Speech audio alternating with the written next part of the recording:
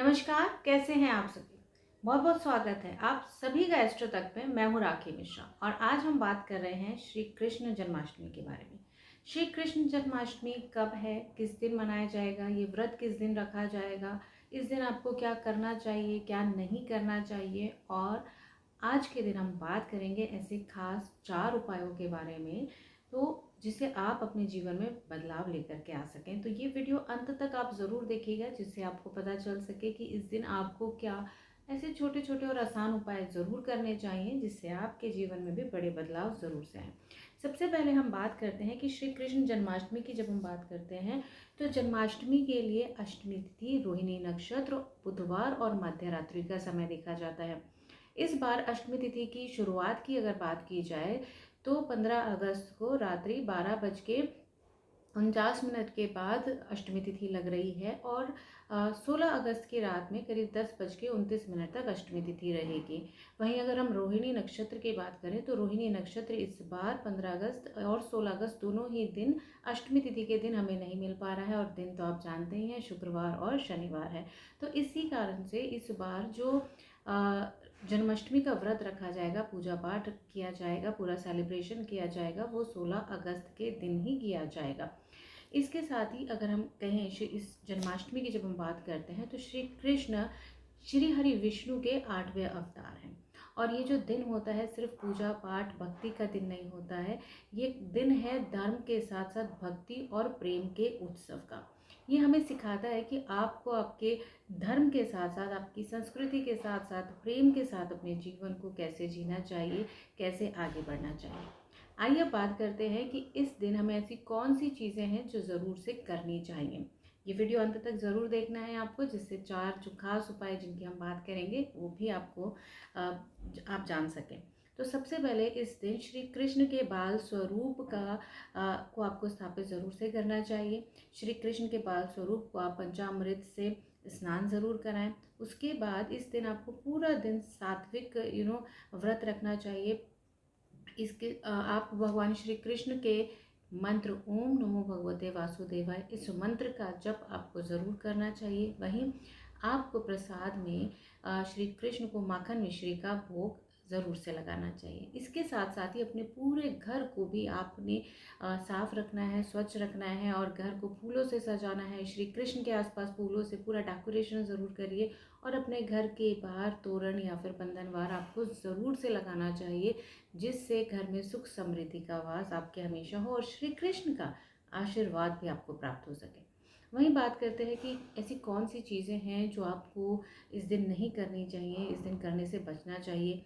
अगर आप व्रत नहीं रख पाते हैं, क्योंकि जन्माष्टमी का जो व्रत होता है बहुत ही कठिन व्रत होता है, निर्जला किया जाता है, कुछ लोग निर्जला व्रत भी करते हैं, दिन में फल आहार भी नहीं करते हैं, तो रात्रि तक पूरा भोजन का अन्न का त्याग करते हैं। इस दिन आपको कम से कम सात्विक भोजन ज़रूर करना चाहिए अगर आप व्रत नहीं रख पाते हैं। अपना व्यवहार आपको शुद्ध रखना चाहिए, नॉनवेज या फिर अल्कोहल से आपको बचना चाहिए। घर में शाम के समय आपको झाड़ू पोछा नहीं लगाना चाहिए। ये कुछ चीज़ें हैं जिनका आपको खास ध्यान रखना है। इसके साथ ही जब भी हम किसी भी, यूँ तो ये काम हमें हमेशा ही करना चाहिए, लेकिन जब हम किसी विशेष पूजा पाठ की का संकल्प लेते हैं, उस दिन हमें किसी का भी दिल दुखाने से, झूठ बोलने से, कड़वे बातें करने से हमें बचना चाहिए, जिससे आपका मन भी साफ और शुद्ध रह सके अपने उस पूजा के लिए, उस भक्ति के लिए।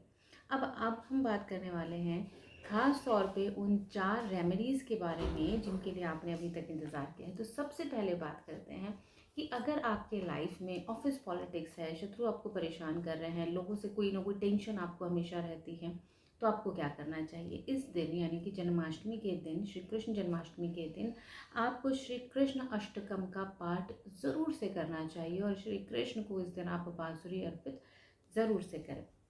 वहीं अगर आपके लाइफ में फाइनेंशियल क्राइसिस है और किसी न किसी तरह की प्रॉब्लम्स, हमेशा कोई ना कोई एक्सपेंस आ जाता है, कोई ना कोई खर्चा आ जाता है लाइफ में, आपको समझ में नहीं आता कि इनकम अच्छी है लेकिन पैसा रुक नहीं रहा है, तो आपको तुलसी जी के सामने एक घी का दिया जरूर से जलाना है, परिक्रमा 11 परिक्रमा करनी है, और इसके साथ ही आपको ओम नमो भगवते वासुदेवाय इस मंत्र का जप करना है। इसके साथ ही आपको अपने घर का वेस्ट ऑफ साउथ वेस्ट भी चेक करना है, क्या वेस्ट ऑफ साउथ वेस्ट में किसी तरह का कोई वास्तु दोष तो नहीं है, तो ये ज़रूर देखें, जिससे आपकी सेविंग्स भी बढ़ सके। इसके बाद हम बात करते हैं हमारे तीसरे उपाय की। अगर आपको आपके लाइफ में हैप्पीनेस और अबंडेंस चाहिए, हमेशा लोगों का व्यवहार आपकी तरफ मीठा रहे, आप भी सबसे प्रेम से बात करें, लाइफ में प्रॉस्पैरिटी हो, हैप्पीनेस हो, अबंडेंस हो, शांति हो, मन की शांति हो, सुख हो, तो उसके लिए आपको क्या करना है, श्री कृष्ण को आपको माखन मिश्री का भोग ज़रूर से लगाना है और उनके किसी भी एक मंत्र का जप आप ज़रूर से कर सकते हैं। अब हम बात करेंगे हमारे आखिरी यानी कि चौथे उपाय के बारे में।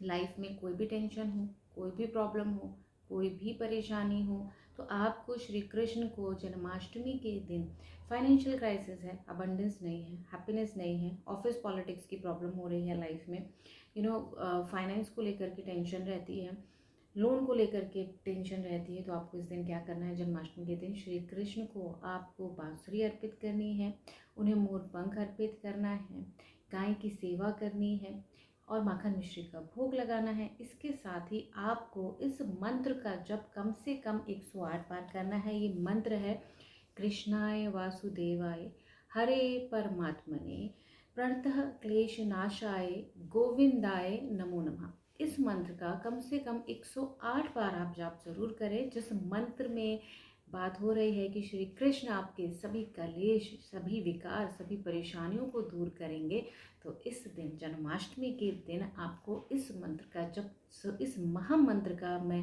कहूँगी इस महामंत्र का जप आपको ज़रूर से करना चाहिए, जिससे जीवन में किसी भी तरह की परेशानी, ऑफिस पॉलिटिक्स, फाइनेंशियल क्रंच, कोई भी परेशानी है तो आप इस मंत्र का जप ज़रूर कर सकते हैं।